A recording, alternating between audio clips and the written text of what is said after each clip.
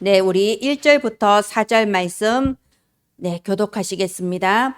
예수께서 무리를 보시고 산에 올라가 앉으시니 제자들이 나온지라.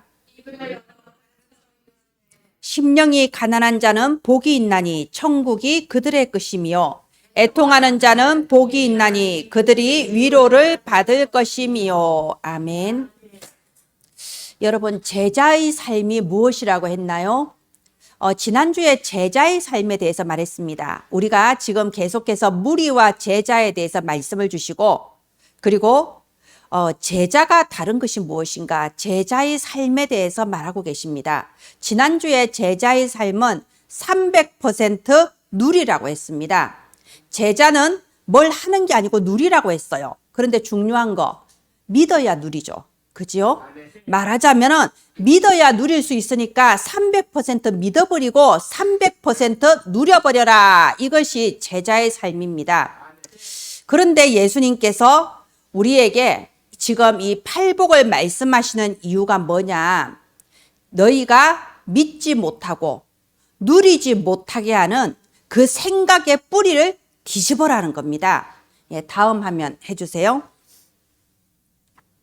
예수님께서 지금 산에 올라가서 제자들을 따로 모으시고 8가지 복에 대해서 말씀하시는데, 원래 우리가 생각하는 그 복에서 완전히 반대되는 말씀만 지금 하고 계시잖아요. 원래 복이라는 게 뭔가요? 오래 살아야 되고 부자로 살아야 되고 자손도 성공을 해야 되고 뭐 이런 게 복이잖아요. 근데 예수님은 계속해서 가난한 자가 복이 있다, 애통하는 자, 슬퍼하는 자가 복이 있다, 계속 반대 말씀을 하고 계세요. 내 생각의 뿌리를 뒤집어라는 겁니다. 지금 내가 가지고 있는 이 생각을 가지고서는 결코 복을 누릴 수가 없습니다. 지금 내가 가지고 있는 이 생각을 가지고는 하나님께서 이미 주신 천국의 축복, 영적 축복 내가 알지도 못하고 누리지도 못해요. 그러니까는 결국 내 미래의 운명이 내가 가진 생각에 따라서 움직여져 버리는 겁니다. 응답받지 못하는 미래, 실패하는 미래, 아무리 해봤자 보람이 없는 미래가 내게 와버리는 거예요.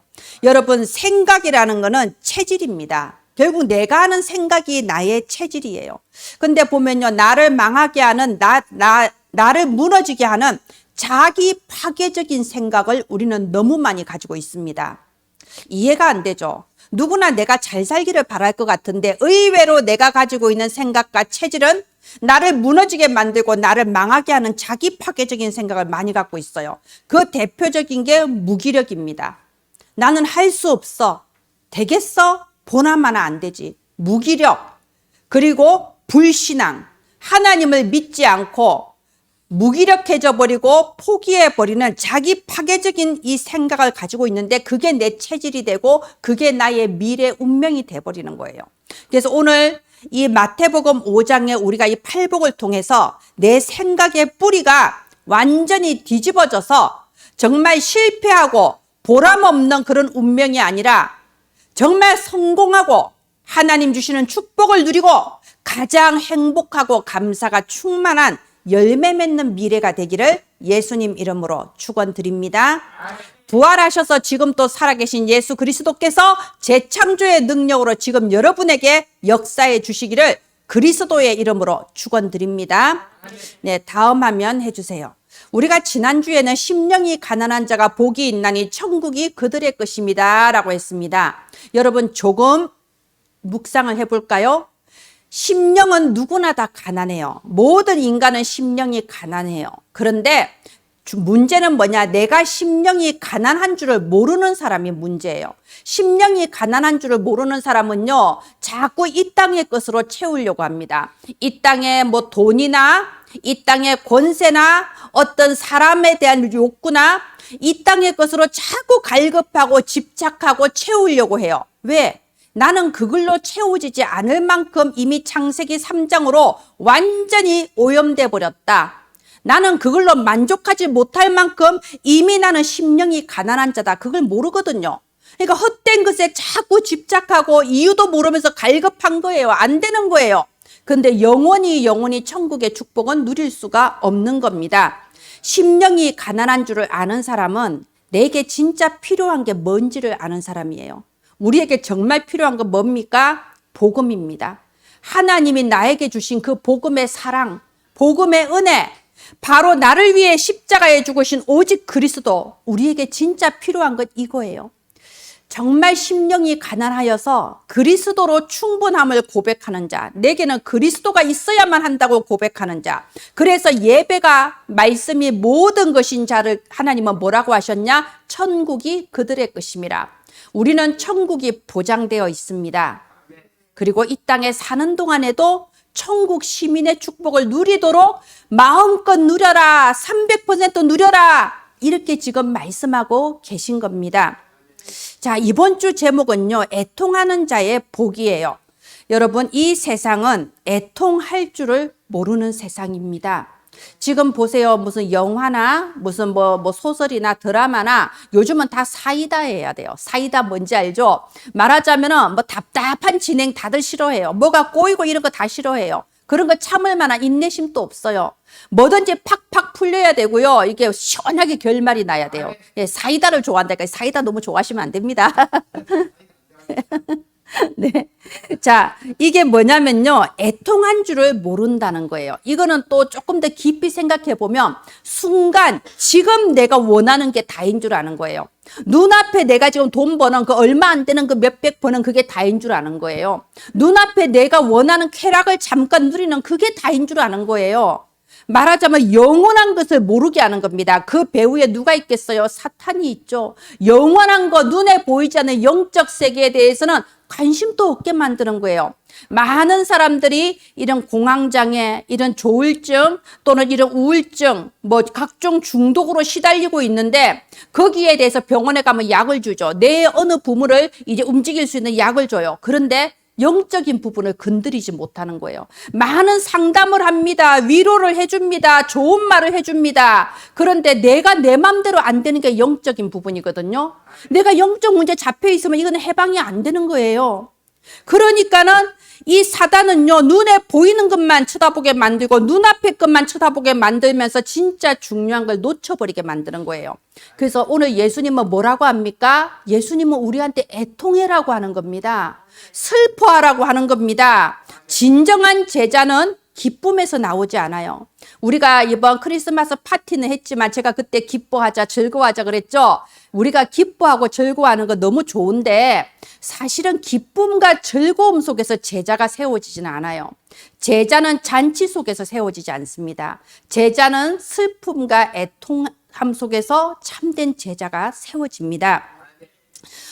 이스라엘 백성의 지도자는 바리새인, 서기관, 제사장, 이런 사람들이 이스라엘의 지도자들이었어요. 민족 지도자들이었어요. 그런데 이제 그때 당시 이스라엘이 로마의 속국이었잖아요. 우리나라가 옛날에 일본의 식민지였던 것처럼 로마 속국이에요. 자, 이 로마 제국이 이 이스라엘을 다스리는 방법이 뭐냐? 우리가 직접 이 나라를 다스리면 분명히 백성들이 반란을 일으키고 끊임없이 독립운동할 거고 힘들잖아요. 그러니까 이스라엘의 지도자층, 이런 제사장, 바리새, 서기관, 백성들의 존경을 받는 지도자들을 회유를 한 거예요. 여러 가지 특권을 주고 살기 좋게 해준 거예요. 그러면서 이 지도자들을 통해서 이스라엘을 다스린 거예요. 자, 그러니까 어떻게 되냐? 나라는 속국이 되고 백성은 고통받는데 이 지도자들은 전혀 애통함이 없는 거예요. 자기 사는 데는 지장이 전혀 없거든요. 백성들은 오히려 막 존경해요. 제가 지난주 말씀드렸죠. 긴 옷을 입고 거룩하게 다니니까 존경한단 말입니다. 그리고 로마 제국에서 특권은 누리고 산단 말입니다. 애통함이 없어요. 살만한 세상이다 이겁니다. 근데 백성들은 육신적으로 일단 고통스러워. 식민지니까 육신적으로만 고통스러운 게 아니라 영적으로는 더 고통스러워요. 말라기서 이후로 예수님 태어나시기까지 근 400년 동안을 암흑시대, 침묵시대라고 합니다. 그동안은 선지자도 일어나지 않았고 말씀도 주시지 않았습니다. 백성들은 언젠가 올 그리스도를 기다리며 하루하루 힘들게 살아가는데 이 민족의 지도자들이라 하는 사람들은요, 애통함이 없는 거예요. 여러분, 그런데 이 시대도 마찬가지입니다. 제가 거의 한 20년 전의 일이 기억이 나요. 저는 그때 주일학교 그냥 이제 교사였습니다. 그 주에 제가 TV를 보는데 어린아이들, 말하자면 아주 어린아이들이 절에 가서 템플 스테이 하는 그걸 다큐멘터리로 찍었더라고요. 그걸 좋다고 찍어놨어. 애들이 머리 깎고 승복을 입고 이제 절에서 있는 거예요. 그 제가 알기로는 절에 있는 동자승들은 거의 이제 고아, 아니면은 이제 중이 된 사람들이 중되기 전에 낳은 아이들, 이런 애들이 주로 동자승으로 많이 가요. 보살필 데가 없으니까. 근데 요즘은 그게 이제 일반 사람들한테 좋은 것처럼 포장이 돼서 애들 힐링 시킨다고 애들을 또 템플 스테이를 보내. 근데 이제 그걸 제가 보는데 가슴이 터질 것 같은 거예요. 아니 어른들이야 뭐 그렇다 치고 저는 아이들을 보면 진짜 가슴이 너무 아프거든요. 아니 태어나서 이유도 모르고 부모들의 그 안에서 고통을 받잖아요. 자기가 원하지 않는 환경 속에서 무기력하게 고통받잖아요.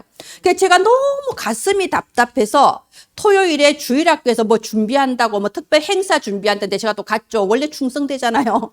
가서 뭐 만들기 하고 어쩌고 하는데 그 주일학교 담당한 전도사님한테 그 얘기를 했어요. 내가 너무 가슴이 터지려고 그런다. 그 아무것도 모르는 애들을 부모가 절에 보내서 그 앞으로 평생 그 저주 재앙 속에 있는, 제가 절에 있어 봐서 알거든요. 평생 행복 없습니다. 응답 없습니다.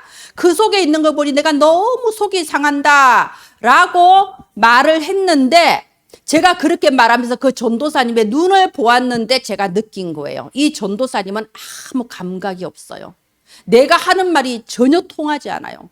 그야말로 그게 나하고 무슨 상관인데 나는 지금 행사해야 되고 그죠? 그게 딱 느껴진 거예요. 저는 지금도 그 눈빛을 잊지를 못해요. 이게 바로 애통할 줄을 모르는 세상이라는 겁니다. 애통할 줄을 모릅니다. 그래서 왜 애통할 줄을 모를까요? 여러분 원인은 하나예요. 영원을 몰라서 그래요. 우리 이번 2024년도에 원단이 영원 아닙니까? 진짜 잘 잡으셨습니다. 영원. 눈에 보이는 것만 알고 영원한 것을 몰라요. 영원하신 하나님을 알지 못하고 영원한 영적 세계를 알지 못하고 영원한 천국과 지옥도 알지 못하고 영원한 멸망이 뭔지도 모르는 거예요. 영원한 것을 모르는 거예요. 그래서 이런 사람을 보고 고린도전서 2장 14절에 육에 속한 사람이라고 했습니다. 육에 속한 사람은요, 성령의 일을 알지도 못하고 어리석게 보인다고 합니다. 뭘 그렇게 예배를 드리냐, 어리석게. 뭘 그렇게 힘들게 일한 돈을 헌금을 하냐, 어리석게 보인다고 합니다. 왜냐하면 이것은 영적인 분별력이 있어야 알 수 있는 건데, 이들은 알 수도 없고 이해할 수도 없는 거예요. 이거는요, 선과 악의 문제가 아니에요. 그냥 모르는 거예요. 왜? 영혼을 모르니까요. 그래서 오늘 제목이 애통하는 자의 복입니다. 여러분, 애통할 줄 모르는 이 세상에서 나는 무엇을 보고 애통해야 하냐? 나는 왜 애통해야 되냐? 그래서 어떻게 해야 되냐? 하나님 원하시는 게 뭐냐? 이 애통한 자의 복을 이번 주에 누리기를 바랍니다. 네, 다음 화면 해주세요. 우리 성경에는요, 이 슬픔을 표현하는 단어가 9개 정도가 계속 반복해서 나오는데요. 이 9개의 단어 중에서 가장 큰 슬픔, 가장 지극한 슬픔을 표현할 때 애통이라는 단어가 표현이 됩니다. 이 애통이라는 단어는 가까운 가족이 사망했을 때, 내 자식, 내 친족이 사망했을 때 아무도 위로해 줄 수 없는 그 처절한 슬픔을 보고 애통이라는 단어를 오늘 쓰는 겁니다. 그런데 예수님께서 오늘 애통이라는 단어를 썼어요. 여러분, 무엇에 대해서 애통해야 될까요? 무엇에 대해서 애통해야 될까요? 아직 여러분 뉴스를 못 보셨을 건데 여기 무안공항에 지금 비행기가 폭발했어요. 그래가지고 많은 사람이 지금 이제 비행기 사고는 다른 사고하고 달라요. 뭐 차 사고나 다른 거하고 달라서 거의 사망입니다. 굉장히 아침에 애통한 소식이 전해졌더라고요. 그런데 보십시오. 이번 주에 여러분 애통에 대해서 묵상하시고 애통하시기를 바랍니다. 무엇에 대해서 애통하냐? 여러분 죄에 대해서 애통하셔야 돼요. 죄. 우리 지금 기독교인들의 문제가 이게 없는 거예요. 죄에 대한 애통함이 없어요. 도둑질하고 거짓말하고 사기치고 다른 사람의 마음에 상처를 주고, 여러분 사람을 칼로만 죽이는 게 아니거든요. 말로도 죽여요. 다른 사람의 말로 상처를 주고 심지어는 다른 사람의 가정을 깨뜨리기도 하고 그러면서도 이 죄에 대해서 감각이 없어요. 복음을 좋은 도구로 포장하는 경우가 너무나 많습니다. 용서하신다. 그리스도 피로 죄씻음 받았다. 이거는 복음을 깨달은 게 아니고 복음을 도구로 이용하는 거예요. 나의 죄에 대해서 애통할 줄 알아야 됩니다. 그리고 나의 죄뿐만이 아니고요.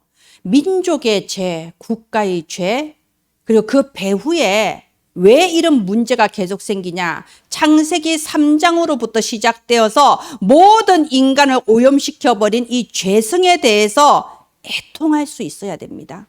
우리가 이 죄성에 대해서 애통함이 없으니까요. 재앙을 보는 눈도 없는 거예요. 무엇 때문에 재앙과 사망이 들이닥칩니까? 죄의 삭은 사망이라고 했습니다.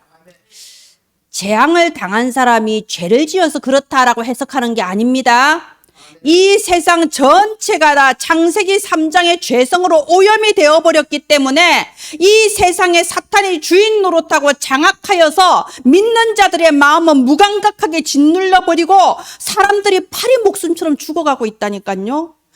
교회를 다닌다고 하면서도 얼마나 많은 죄를 짓고 삽니까? 그런데 무감각해요. 얼마만큼 무감각하냐? 지금 내 주변의 사람이 불신자 6가지 상태 당해서 재앙당하고 고통당하는 거 뻔히 보면서도 내게 그리스도라는 답이 있으면서도 그 그리스도 답을 말하지를 않아요. 지사정이라고 생각하는 거죠.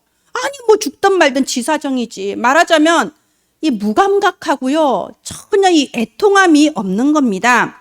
예수님께서 마태복음 11장에 16절 17절 이렇게 말씀하셨어요. 이 세대를 무엇에 비유할까?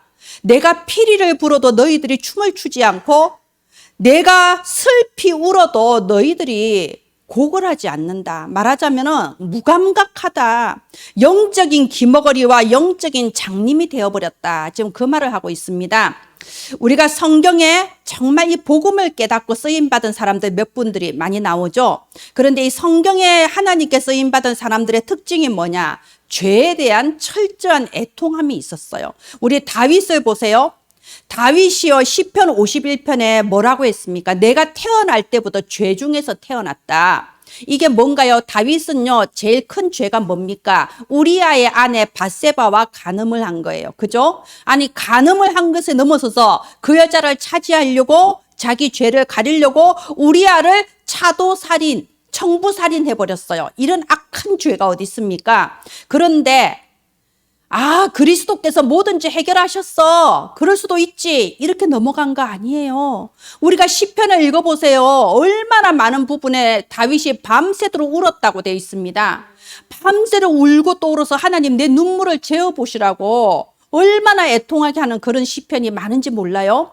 그런데 다윗이 자기의 죄성을 돌아보면서 어떤 결론에 이르렀냐. 시편 51편 10절에 시편 51편에 보면요.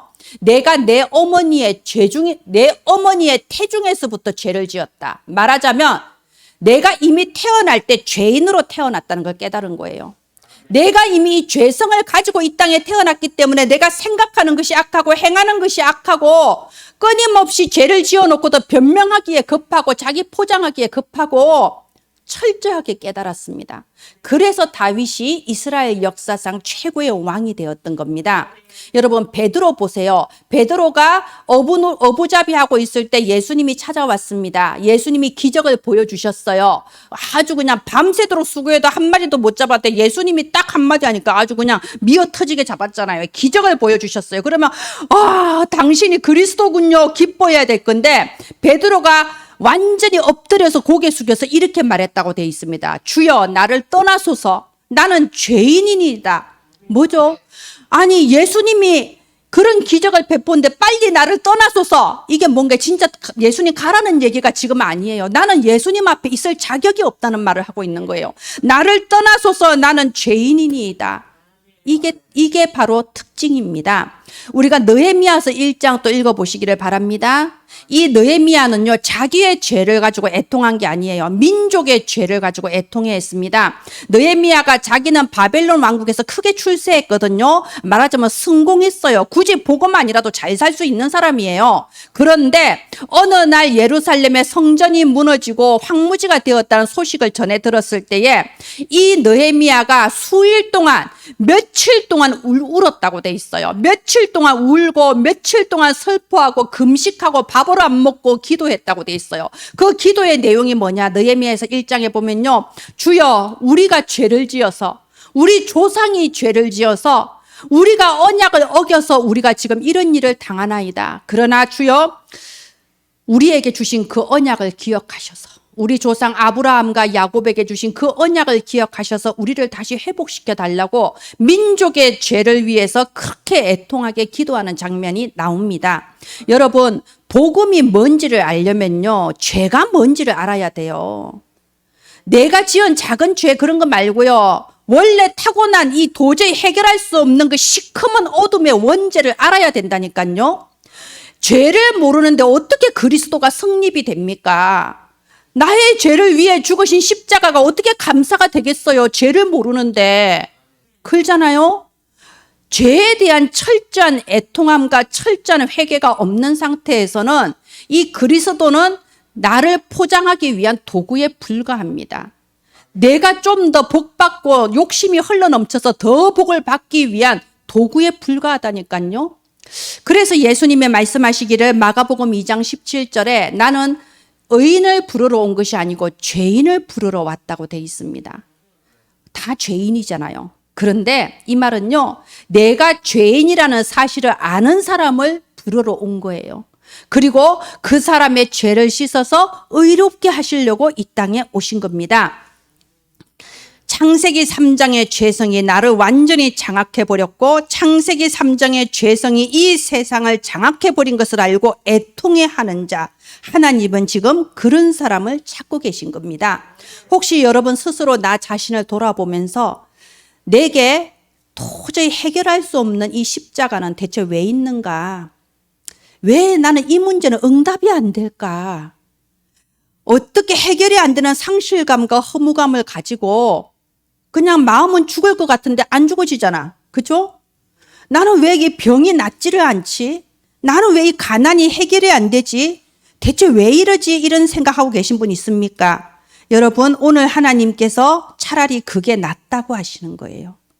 애통할 줄 모르고 오늘 내가 형통하고 잘 된다고 즐거워하고 기뻐하다가 후대가 내리 망하는 것보다는 그게 나아요.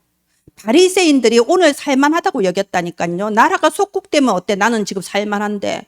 그래서 그 후손이 어떻게 됐습니까? 2000년 동안 방황하고 유대인 가스실에서 죽고 얼마나 고통받았습니까? 말하자면은 내가 이 큰 고통과 십자가 속에서 내가 오직 그리스도를 깨달았다면, 내가 몸부림치다가 나는 그래서 하나님이 아니면 안 된다, 난 그래서 오직 그리스도다, 이게 깨달아졌다면 우리는 복된 자예요. 그래서 오늘 애통하는 자는 복이 있다고 하는 겁니다. 우리가 예수는 그리스도, 모든 문제 끝, 이 고백을 합니다. 여러분, 이 고백이 가벼운 고백이 아니에요. 우리 맑음이가 예수는 그리스도, 모든 문제 끝, 이거 하고요. 저 같은 사람이 예수는 그리스도, 모든 문제 끝 하고요. 우리 강장로님이 예수는 그리스도, 모든 문제 끝 하고요. 이거 완전히 다 울림이 다른 거예요. 진짜 모든 문제 끝나서 끝입니까? 아니잖아요. 모든 문제 속에 근본 문제를 깨달았고, 그래서 오직 답은 그리스도밖에 없구나. 나는 죽어도 그리스도, 살아도 그리스도. 그래서 모든 문제 끝인 거예요. 지금 나는 정말 죽어도 그리스도, 살아도 그리스도니까 나의 모든 것을 전도와 선교에 올인해도 아깝지 않으니까, 그래서 모든 문제 끝이라고 우린 고백하는 겁니다. 우리가 여기에 4절에 보면요, 저희가 그들이 위로를 받을 것이며 돼 있습니다. 여러분, 이 위로는요, 파라칼레오입니다. 헬라어로 파라칼레오. 여기서 이 파라라는 것은요, 곁으로라는 뜻이고요. 칼레오는 부른다라는 뜻이에요. 하나님이 우리를 어떻게 위로하시냐? 우리를 곁으로 불러주시는 거예요. 하나님께서 우리와 함께 해주시는 거예요. 어떻게 위로하신다고요? 하나님이 우리 곁에서 우리를 감싸 안으시고 우리를 토닥토닥 해주시는 거예요. 모든 것이 다 너를 떠나도 나만은 너를 떠나지 않는다. 영원히 임마누엘인 겁니다. 하나님은 영원히 우리와 함께 하십니다. 여러분, 이것이 참된 위로예요. 사람의 말이 위로가 되는 게 아니고요. 뭐 잘 좋은 말 해준다고 위로가 됩니까? 그런 말은 저도요 얼마든지 할 수 있어요. 진짜 저한테 시켜보세요. 저 원래 그런 말 잘해요. 얼마든지 여러분 정말 위로하는 말 잘할 수 있습니다. 근데 그게 위로가 되나요? 위로가 안 됩니다. 그리고 진짜 힘든 일을 겪어본 사람은 알아요. 사람이 말하는 게 귀찮아요. 귀찮아요, 그게요. 그죠? 자, 하나님만이 우리에게 참된 위로가 되시고요. 위로만 해주시는 게 아닙니다. 하나님은 비전이 없던 우리에게 비전을 주세요. 지금까지는 내가 왜 살아야 되는가 이유를 모르고 그냥 살았는데 무엇을 위해 왜 어떻게 살아야 되냐 참된 비전을 우리에게 주시고요. 그리고 어느 날 보면 우리의 인생을 움직여 주셔서 내 인생이 작품이 되게 하시는 겁니다. 여러분, 저와 여러분은 하나님의 걸작 명작들입니다. 왜 우리가 걸작이고 명작이냐? 만드신 분이 엄청난 분이시잖아요. 하나님이 우리를 만들었으니까 우리는 걸작품이고 명작품이라니까요. 하나님은 우리의 여러 가지 모습들, 우리의 과거의 모든 것들을 모아서 내 인생을 작품이 되게 만들고 계신 겁니다. 아멘. 여러분은 하나님의 걸작품이에요. 그런데 나만 걸작이 되는 게 아니고요. 나를 통하여 또 다른 작품을 남기게 하시는 거예요. 내가 전도한 사람, 내가 기른 제자, 내 후대가 또 영원한 작품이 되도록 하나님은 내 인생에 어느 날 작품을 주시는 거예요. 저는 진짜 깜짝 놀라요. 저는 제 20, 30대, 40대 때 너무 바쁘게 살았거든요. 저는 훈련받고 신학교 다니고 전도하느라 정신없었어요. 항상 돌아다녔어요. 우리 가족들 다 알잖아요. 근데 어느 날 정신 차려 보니까 안수 집사님이 돼 계시고 집사님이 돼 계시고 이러더라고.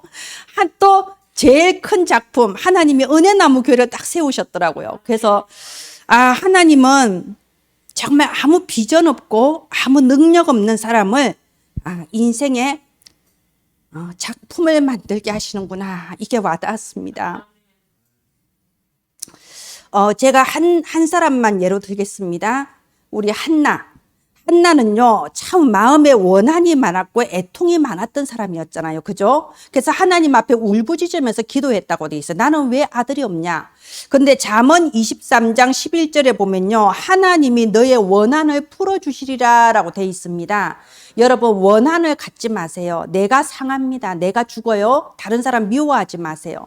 이 한나는요, 참된 애통을 깨달았어요. 내가 아들이 없는 게 애통한 게 아니고 지금 이 나라가 재앙을 당하고 있구나.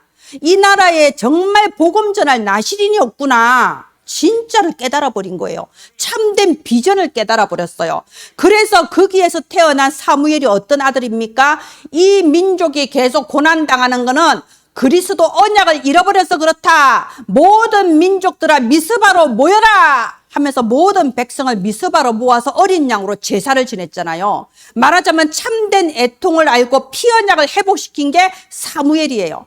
참된 애통을 깨달은 한나를 통하여 이 사무엘이 태어났습니다. 또 이 사무엘은 다윗이라는 절대 작품을 남겼습니다.